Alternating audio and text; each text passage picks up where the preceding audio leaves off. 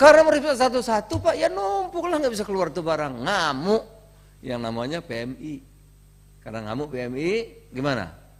Ini nggak bisa dikeluarin, nggak bisa, ya rubah. Kita kan harus bela PMI.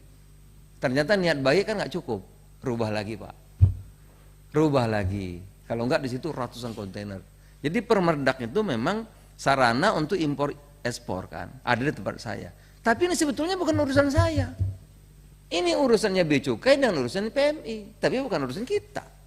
Tapi karena ekspor impor, rumahnya ada di situ. Masuk situ, keluar situ. Jelas Pak ya? Jadi rubahlah 36 jadi Permendak nomor 7. Urusan Kemendak bukan, enggak. Itu urusan PMI bersama Bea Cukai. Jelas Pak ya?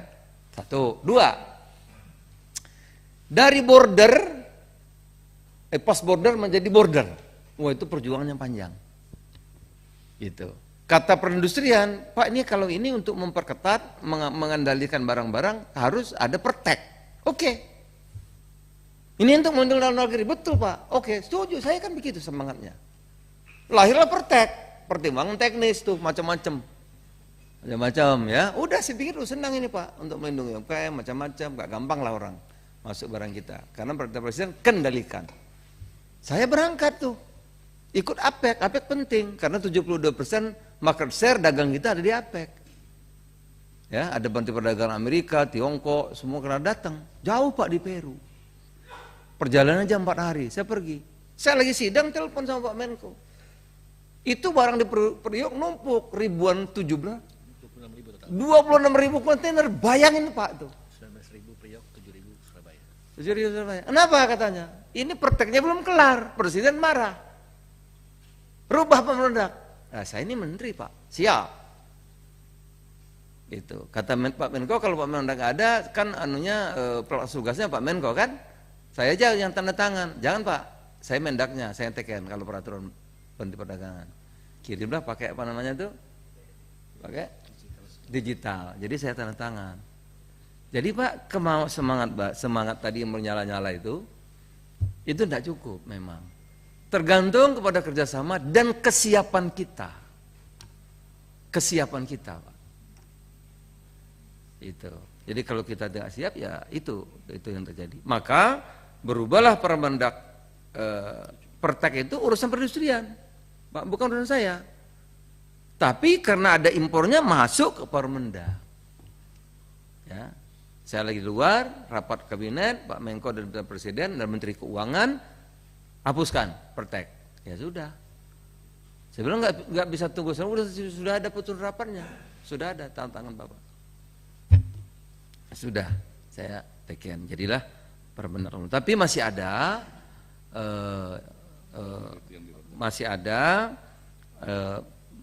tadinya barang-barang itu pas border, sekarang sudah border.